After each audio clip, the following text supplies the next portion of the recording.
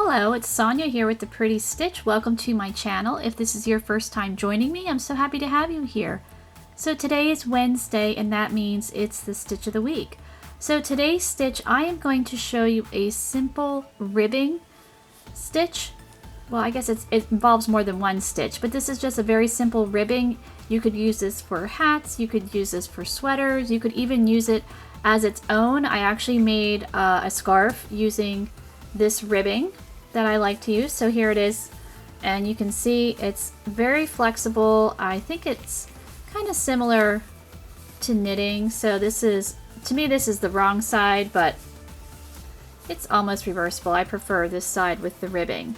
So as you can see, it has a very nice flexible give to it, which is very similar to knitted ribbing. It's not quite the same, but you know, I think it's kind of close, and I think it looks really nice. So let's get started with this, and you can use any hook size with this, any yarn type. It would work well with a variety of yarn and hook sizes. Any project that you would want to use a ribbing. Now this ribbing is made in, is there a knot in that yarn? Well, we'll just make the slip knot past the knot. I don't feel like undoing it. This is just some scrap yarn. But anyway, this ribbing is made in rows, but you can, you know, turn it into the round. Usually ribbing is used in the round. Now that project I showed you was made in rows, and you know, it didn't need to be, you know, turned into a circle, but you know, you can easily turn this into a circle. So to start this ribbing, I am going to, you know, you can chain whatever number that you want. So you're going to be chaining however thick you want the ribbing. So if you're, let's say we're making a hat and you want it, you know, like about that, that's probably, what, around 8 chains, let's see.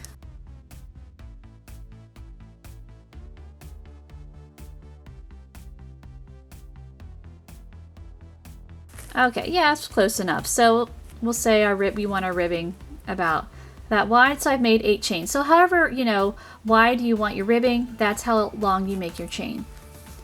Alright, so when you're working this ribbing, and especially if you, let's say I was going to make this for a hat, eventually I want to, you know, turn it into a circle so that I can work the rest of the hat or attach it.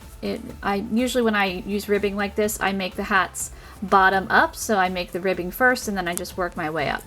But so anyway, you will be single crocheting in the second chain from your hook, and when you do this ribbing, you want to work in the back bump. It just works out the best that way.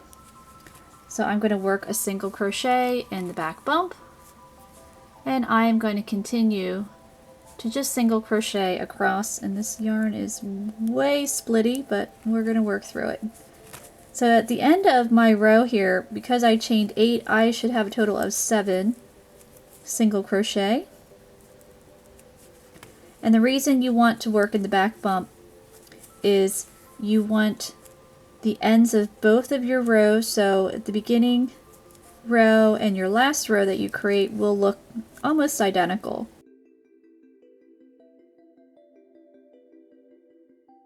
And then it helps you when you are going to turn it into a circle. If you were, let's say, making, you know, a hat, or if you were making ribbing for like cuffs for a sweater. So what I mean is, so see, this is the end of our first row that we made, but if you turn it on the other side, it looks pretty much the same. So you want it to look like that. Alright, so I've got my 7 single crochet, so this is row 1 of our ribbing, and row 1 is the right side. I mean, both sides look fine. I prefer the way the odd rows look for my right side, so we'll say that's the right side. Alright, so we're going to chain 1 and turn. So all the even rows of this ribbing will be the wrong side. So what we're going to be doing is we are going to slip stitch across. So a lot of people don't enjoy doing slip stitch. A rule of thumb with slip stitch is you want to have a loose, relaxed hand. You don't want to be gripping it so tight. You don't want to have your stitches so tight. You just kind of want to take a breath and relax when you're slip stitching across. Now if you're just working a slip stitch, you know, to join a round, if you're working project and round, you know, it's okay if it's tight. But when we are going to be working rows of slip stitch, you want to make sure you're relaxed. Alright, so you are going to be working for the rest of your rows and your ribbing in the back loops only. So if you don't know what back loops are, this is the top of the stitches. So you see the V, and this loop here, that's your front loop, that's your back loop. So we're going to be working in the back loop for the remainder of however long we want our ribbing. Alright, so you want to have the tops of your stitches facing you. It's a lot easier when doing slip stitches. So I'm going to work in the back loop here and just create my slip stitch, and I'm just going to try to keep her relaxed. It's okay if it's a little bit looser. It'll make your life easier. So if you've never done this before, I suggest using a larger hook. You know, don't break out the 3.25 millimeter hook and fingering weight yarn and trying this if you've never done it before, because you'll drive yourself a little bit crazy. Or like a steel crochet hook, like a number 7. Oh my goodness, no, you don't want to do that. And thread, yeah, you'll just want to pull your hair out for sure. So I'm using an I hook or 5.5 millimeter. I have number 4 worsted weight yarn. That's perfectly fine. You could even bump this up to a J or a K hook and it would be completely fine. All right, so we have completed our first row of slip stitches, and this is the wrong side. So when we turn, we are going to be working in the back loops of this. So it can be difficult when you are working in slip stitch, especially if you've never done it before, to determine where's your front loop, where's your back loop, because this is our wrong side, but when you turn it over, you just see loops, like you see V's kind of all over the place. Like here's a V, here's V's, like it can be very, very, very confusing. So I don't need to do this anymore because I've done this many, many times, but usually what I like to tell people is to help them out where to work for your next row, grab a scrap piece of yarn. I have one right here. And this is our slip stitch row that we've just completed. So we have 1, 2, 3, 4, 5, 6, 7. And you want to look at the tops of the stitches. It'll just make life a lot easier for you.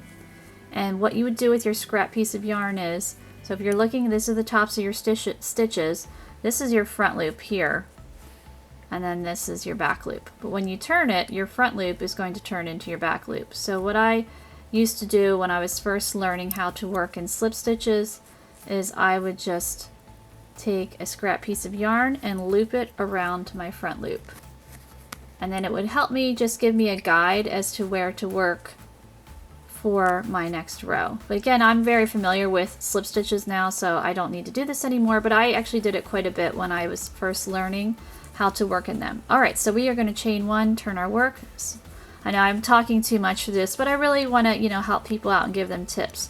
Okay, so now we are ready to work row 3, and as I said before, odd rows, I prefer this to be the right side. So here we go. We have our scrap piece of yarn, and if we give her a little bit of a tug, you can see that is the back loop. That's where you want to work. So this row is going to be a single crochet row. So just insert your hook in there, and I chained 1 turn, and I'm working a single crochet. I'm going to take this guy out because I don't need her. But you can use that for as long as you need. So that's our first single crochet. We want 7 stitches, and again I'm going to turn my work like this so I can see the top, and I'm just going to continue to work single crochet across. Oops. Yep, we're going to do that. So all of your odd rows are going to be your single crochet row. All of your even rows are going to be your slip stitch row.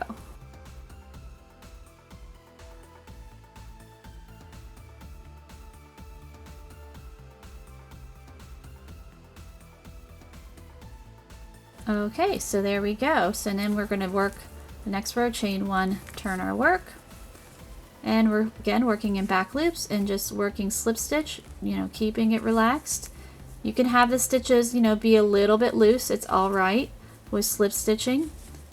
Other stitches, it doesn't look quite as nice if your stitches are too loose, but slip stitches, you can get away with it a little bit.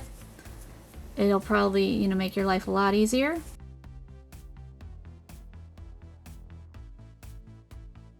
and I'm going to chain 1 and turn, and I'm going to single crochet in the back loop across.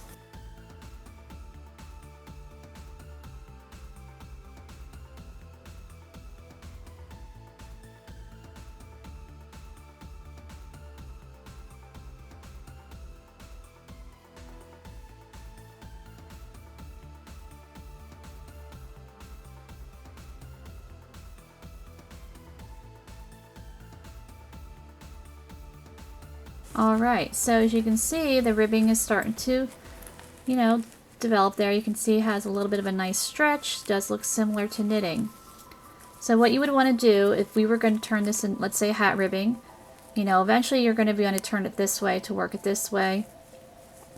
So what you would want to do is work as many rows as you want, and then, we're going to turn it into a circle. So I will work a few more rows, so I'm going to chain 1, turn, and slip stitch, and then I will show you how I like to turn things into a circle so that I can, let's say we're making a hat, make our hat. So let me work a few more rows and then I'll show you what I like to do. And when you do that, you will want to end on a single crochet row. So you would end on an odd row, and then we'll turn it into a circle. Alright, so I'm going to keep going and I'll meet you back. Alright, so here is my ribbing here. You can see we're nice and stretchy. I've worked 19 rows, so however long you need your ribbing, you would just work, and then you would want to end on an odd row if you needed to turn this into a circle. So there's a way of doing that to create an almost invisible seam, and you don't need to sew it. I mean, you can sew it and it can look really, really invisible, but I'm not a big fan of sewing, so I don't like to do that.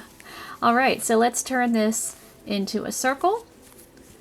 And so I'm going to chain 1, and I'm going to turn, and you're going to have your work like this. So this is your last row, it's going to be on the top, and then here's your bottom row. And again, you can see they look pretty similar. That's why we worked in the back bump of the chain. So we're going to join these guys together just so that they look like that. So this will look, I guess, like a cuff. And how we're going to do that is you're going to work in the front loop of the ends of your row 1, and you're going to work in the back loop of the ends of your final row. So for me, this is row 19. So what you want to do is you're going to insert your hook first in the front loop of your end of row 1, and then insert your hook in the back loop of the end of your last row. Then you have your 3 loops on your hook. You're just going to create a slip stitch out of this. So you're going to draw through all 3 of those loops to create your slip stitch. And we're going to do that across. So front loop, back loop. So basically this is your final row. This would be row 20 if I was continuing, but I'm joining it to make my circle if I needed it to be a circle. So let's say this was a cuff for a baby sweater, you would need it to be joined into a circle. And then how you would attach it, if I was, let's say I was making this as a cuff for a sweater, so whatever was the end of my sleeve, however many stitches I had, I would then stitch around. So I will show you what I mean after we finish.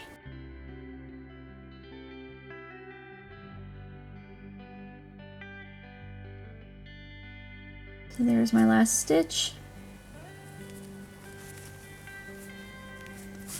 Okay, so when you're looking at it, you can see that it's an almost invisible seam. It's just slightly thicker than this, but it's not super noticeable. So it looks like we have a cuff. Or if you were making this into a hat, then what I usually do is, let me get my, I feel like my yarn is twisted, so let's not twist it. So what I like to do, let's say if this is a hat, I like to then stitch around the ends. So whatever my stitch count would be, I usually just do a single crochet around to get started, and I like to work in the center of these V stitches. These were our slip stitch rows, So it just creates a nice, neat finish. And what I suggest is whatever color you use to make the ribbing, when you're working, now we're working in a round, if you were making a hat, or even if this was going to be the ends of the cuff, you want to use the same color. Because if you break out the other, if you were using a different color, you can't really get a super clean edge doing that. So I just find it easier to use the same color, just for a little bit of camouflaging. So I like to insert my hook right in the center of that V, and just work my single crochet. And then I would just single crochet evenly around. So now I'm at the center of my next V. I'm popping my hook right in the center of that and working my single crochet. So you can see I put the single crochet in the center of that V. Then I'm working the next single crochet. So you could single crochet around here, but it might create a little bit of a gap. I kind of like it to be, pretty opaque, so I might, just grab part of a stitch, and that would help to close that gap up. So you can see that it's a little bit less holy. Well, maybe it's a little, but not too bad. But and then I'm right back to that V. So you get the idea. You just work single crochet all the way around evenly. So let me finish working around here. Alright, so you can see I've worked single crochet all the way around. So then if you wanted to join another color, then you would have a nice clean edge, and then it just looks a lot neater and nicer when you do it like that. So some people might not enjoy, doing ribbing like this because, it's not as quick as if you were just, working around and around and around, but I really like the way it looks. I just think it looks really nice. So if I was attaching this to a sleeve, what I would do is, however many stitches were at the end of my sleeve, usually the sleeves, they're kind of tapered at the end like that. So whatever I had at the end before I would need to attach the cuff, let's say, I needed 30, I would just make sure I had 30 single crochet around this cuff, and you could either slip stitch this on, you could sew it on, however you would want to do it, and then you would have your, your cuff, however you would want to do it. And then if I was making this, if this was a hat, I would just join in my first stitch here, and then whatever my hat pattern was, I would just work my hat, and away you would go.